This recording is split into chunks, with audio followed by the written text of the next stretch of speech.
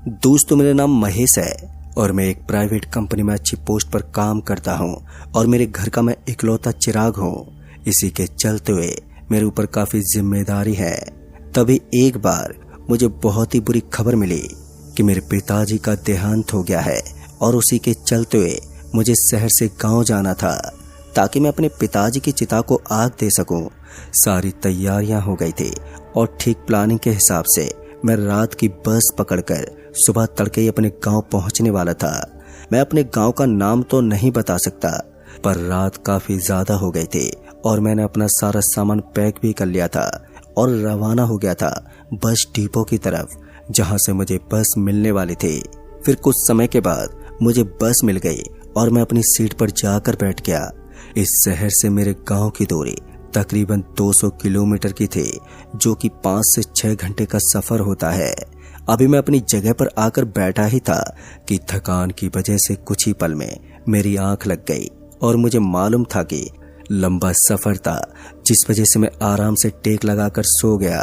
लेकिन मैंने सपने में कुछ ऐसा देखा जिसको देखकर मेरी रूह कांप गई थी। मैंने सपने में देखा कि जंगल के अंदर से मुझे कोई मेरे नाम से बुला रहा है और उसकी आवाज इतनी मीठी है कि मैं ना चाहते हुए भी जंगल के अंदर की तरफ जा रहा हूँ। जैसे मैंने ये सपना देखा तो मैं छटपटाकर अपनी जगह से उठ गया। आगे बैठे लोगों ने पीछे पलटकर मुझे एक बार को देखा तो वो लोग भी समझ गए थे शायद मैंने कोई बुरा सपना देखा है।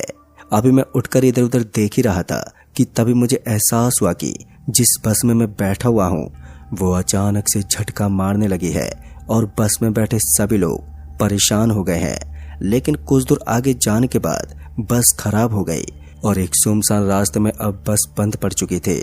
तभी मैंने अपनी जेब में पड़े मोबाइल को निकाल कर देखा तो मुझे पता चला कि सुबह के 4 बज रहे हैं। तभी कंडक्टर ने सभी लोगों को नीचे उतार दिया और ना चाहते हुए भी मुझे भी अपना सामान लेकर नीचे उतरना पड़ा। वैसे मेरे पास ज्यादा सामान नहीं था, सिर्फ एक बैग था जिसके अंदर मैंने कपड़े रखे हुए थे।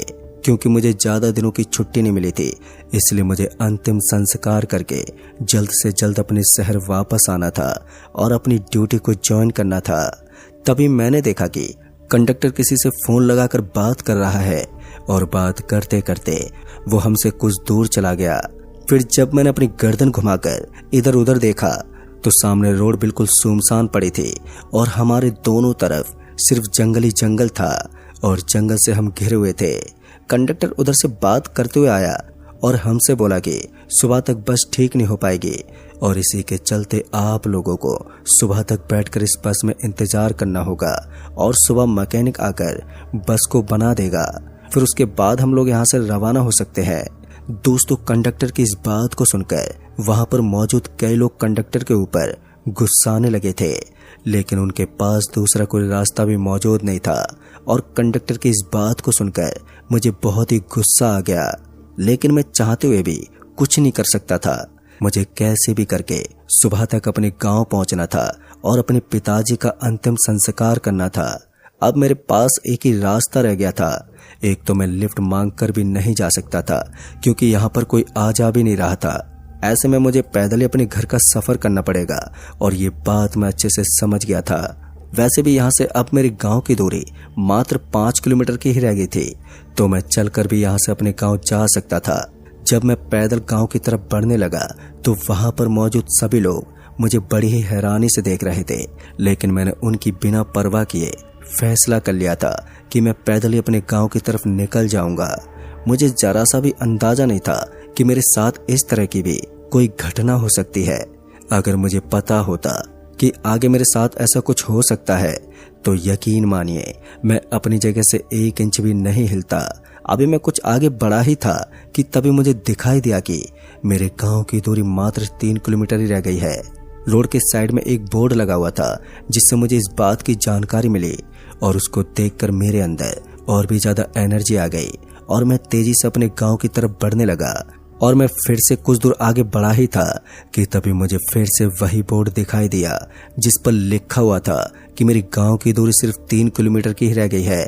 मुझे लगा था कि ये बोर्ड किसी ने गलती से लगा दिया है और मैं आगे की तरफ लगातार बढ़ते हुए चला जा रहा था।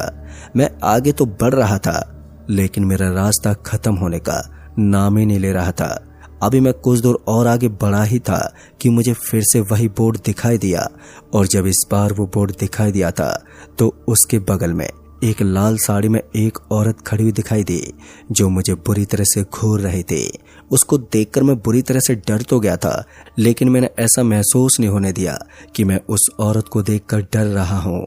मैं इतना तो समझ गया था कि ये लाल साड़ी वाली औरत कोई औरत नहीं, क्योंकि इतनी रात को कोई नॉर्मल औरत किसी जंगल में दिख ही नहीं सकती।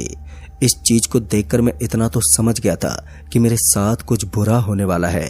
उस औरत को देखने के बाद फिर मैं कुछ और आगे बढ़ा ही था, और जब मैंने अपनी गर्दन पीछे घुमाकर देखी तो वो औरत कहीं मुझे दिख नहीं रही थी। तभी मैंने देखा कि वो लाल साड़ी वाली औरत मेरे पीछे पीछे आ रही है। उसको अपने पीछे आता देखकर मैं बुरी तरह से डर गया था, और डर के मारे मेरे शरीर ने पसीना छोड़ना शुरू कर दिया।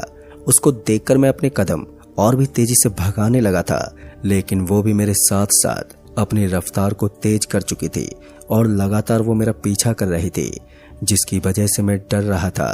तभी अचानक से पीछे से बहुत ही जोर से चिल्लाने की आवाज आई, और जब मैंने अपनी गर्दन पीछे घुमाकर देखा तो मुझे पीछे कोई भी दिखा नहीं, जिसकी वजह से मैं और भी ज्यादा डर गया। और फिर मैंने सामने की तरफ देखा तो वही औरत ठीक मेरे सामने मुंह के पास आकर खड़ी हो गई, जिसको देखकर अब मैं बुरी तरह से डर गया। और फिर अपनी नाक से बोली, महेश तुम मेरी मदद कर सकते हो। जब मैंने उस औरत के मुंह से अपना नाम सुना तो मेरे पैरों तले जमीन खिसक गई, और मैं इतना तो समझ गया था कि ये औरत कोई भयानक आत्मा है जो कि मेरे पीछे पड़ चुकी है। मैं इतना तो समझ गया था कि मुझे यहाँ से जल्द निकलना होगा। मैंने उस औरत को गर्दन हिलाकर नहीं बोला, और अपने हाथों से उसको अपने सामने से हटाने की कोशिश ही की थी कि तभी उस औरत के शरीर से मेरा हाथ पूरा आर पार चला गया। इस मंजर को देखने के बाद मेरी आंखें काफी बड़ी हो गईं, और मैं अपनी बेकाबू धड़कनों को संभालने की कोशिश करने लगा। मैं इतना तो समझ गया था कि मेरा पाला कोई भयानक चुड़ैल से हो गया है, जो कि हाथ धोकर मेरे पीछे पड़ चुकी है। तभी मैं 2 कदम पीछे हुआ तो मेरी ओर एक चमकती हुई लाइट आई, और जैसे मैंने अपनी गर्दन पीछे घुमाकर देखी तो वो कोई स्कूटी थी जिस पर बैठकर कोई आ रहा था। मैं अपनी जगह से उसको हाथ दिखाकर लिफ्ट मांगने की कोशिश करने लगा, लेकिन मेरी बदकिस्मती उस स्कूटी वाले ने वहां पर स्कूटी नहीं रोकी, और वो मेरे बगल से गुजर गया। मैंने वापस सामने की तरफ देखा तो उस स्कूटी वाले को अपनी ओर आता हुआ देखकर लाल साड़ी वाली चुड़ैल वहां से गायब हो गई थी। और इसके कुछ ही पल बाद मुझे दिखाई दिया जैसे कोई बस मेरी ओर आ रही है, और उस बस को मुझे कैसे भी रोकना था। दोस्तों, उस बस को रोकने के लिए मैं हाथ दिखाकर बस के सामने आ गया, और जैसे मैं बस के सामने आया कि अचानक से बस वाले ने ब्रेक मार दिया, और उधर से कंडक्टर भी दरवाजे के पास आ गया था, और उसने मुझे चिल्लाते हुए कहा, अबे मरने के लिए तेरे को ये गाड़ी मिली थी। पर उसकी बातों का मैंने कोई भी जवाब नहीं दिया, और जल्दी से उस बस के अंदर चढ़ गया। और जैसे मैं बस के अंदर चढ़ा तो मैंने कुछ ऐसा मंजर देखा जिसके चलते मेरे हाथ पैर के रोंगटे खड़े हो गए, और मैं जोर से चीख पड़ा, क्योंकि मैंने देखा कि उस बस के अंदर वही चुड़ैल बैठी हुई है जो कि अभी मुझे थोड़ी देर पहले दिखाई दी थी। और इस दृश्य को देखकर अब मैं बुरी तरह से डर गया था, और मैंने फैसला कर लिया था कि मैं इस बस में सफर नहीं करूंगा, और तुरंत ही मैं उस बस से उतर गया। तभी वो बस मेरे उतर जाने के बाद आगे की तरफ बढ़ने लगी तो मुझे दिखाई दिया कि उस बस में तो नॉर्मल इंसान बैठे हैं, और इस चीज को देखकर मैं इतना तो समझ गया था कि वो चुड़ैल मुझे जानबूझकर ऐसा दृश्य दिखाई थी ताकि मैं उस बस के अंदर बैठकर यहाँ से निकल ना जाऊं। मैं वापस से दौड़कर उस बस को पकड़ने की कोशिश ही कर रहा था, लेकिन ये करना भी मेरे लिए असफल हो गया था। अब मैं वहीं पर बेबस खड़ा था, मैं कुछ कर भी नहीं सकता था, और मेरे पास कोई भी ऑप्शन मौजूद नहीं था। तभी मेरी नजर एक पेड़ के पास गई जहां पर मुझे 2 चमकती हुई आंखें दिखाई दे रही थी। अंधेरे में मुझे साफ साफ तो दिखाई नहीं दे रहा था कि आखिर वो क्या चीज है। उसको देखकर मैं और भी ज्यादा डर गया था। वो चीज लगातार मेरी तरफ बढ़ती हुई आ रही थी, और जैसे जैसे वो मेरे करीब आ रही थी तो मैं उससे दूर जाने की कोशिश कर रहा था। और मैं जैसे अपनी जगह छोड़कर भागने वाला था कि वैसे मुझे दिखाई दिया कि ये कोई और नहीं बल्कि एक काली कलर की बिल्ली थी जो कि जंगली लगती है, जिसे देखकर मैंने बोला, मुझे इससे डरने की कोई जरूरत नहीं है। तभी अचानक से कुछ ही पल में आसमान में बादल छा गए और धीरे धीरे बारिश शुरू हो गई। अच्छी बात तो ये थी कि मेरे बैग में एक पन्नी मौजूद थी जिससे मैं अपने बैग को भीगने से बचा सकता था। मैंने अपने बैग के अंदर पड़ी उस पन्नी को निकालने का सोचा। तभी मैंने अपने बैग को जमीन पर रखा और उसको खोला तो वैसे मेरे पैरों तले जमीन खिसक गई। मेरा दिल जोर जोर से धड़कने लगा क्योंकि मैंने कुछ ऐसा देख लिया था जिसको देखने के बाद कमजोर दिल वाला होता तो वहीं पर बेहोश हो जाता, क्योंकि उस बैग के अंदर उसी महिला का कटा हुआ सर पड़ा था जो कि मुझे थोड़ी देर पहले दिखाई दिया था। फिर उसको देखकर मैंने अपना बैग वहीं पर छोड़ दिया और 2 कदम पीछे हट गया। भयानक तरीके से मैं डर गया था और मेरे शरीर के हाथ पैर बिल्कुल ढीले पड़ चुके थे। अभी मैं उस बैग से दूर ही भाग रहा था कि तभी कुछ ही दूर से कुछ चमकता हुआ आता हुआ दिखाई दिया। उसको देखकर साफ दिखाई दे रहा था कि वो कोई बस या ट्रक है।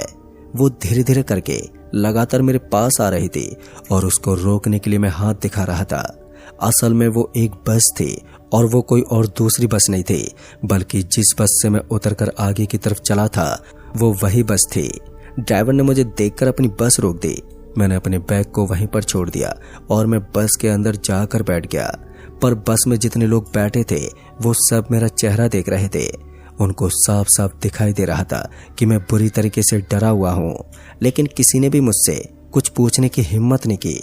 मेरे सामने सिर्फ और सिर्फ कि मैं अपने पिताजी का अंतिम संस्कार कर सकूं, और इसी के चलते हुए मुझे इस सब चीजों का सामना भी करना पड़ गया था। वो तो अच्छी बात थी कि अचानक से इमरजेंसी में वहां से कोई बस वाला गुजर रहा था जिसने इस बस को बना दिया और फिर उसके बाद ये बस चलने लगी। अब मैं कोने में डरा समा बैठा हुआ था और अपने गांव आने का इंतजार कर रहा था। फिर कुछ ही मिनट के बाद मेरा गांव आ गया और मैं अपने गांव में उतर गया। इस बस स्टॉप पर उतरने के बाद मुझे कुछ दूर पैदल चलकर घर तक जाना था और मेरे आंखों के सामने बार बार उसी चुड़ैल का चेहरा दिखाई दे रहा था। तभी मैंने अपने मन में हनुमान चालीसा पढ़ना शुरू कर दिया और इसी को पढ़ते हुए मैं अपने घर तक पहुंच गया। और जब मैं अपने घर पर पहुंचा तब जाकर मेरी जान में जान आई। फिर दोस्तों इस घटना को मैं अपने जीवन काल में कभी भी भूल नहीं पाया हूँ और ना ही मुझे उम्मीद है कि आने वाले समय में मैं कभी भूल पाऊंगा। इतना भयानक हादसा आज भी जब मैं सोच लेता हूँ तो मेरी रातों की नींद उड़ जाती है। तो दोस्तों इस कहानी में बस इतना ही। कहानी आपको पसंद आई हो तो वीडियो को लाइक शेयर जरूर कर दें और साथ ही हमें नीचे कमेंट बॉक्स में जरूर बताएं। तो मैं आपका दोस्त राजकुमार जल्द ही मिलूंगा ऐसी एक और नई कहानी के साथ। तब तक के लिए बाय एंड टेक केयर।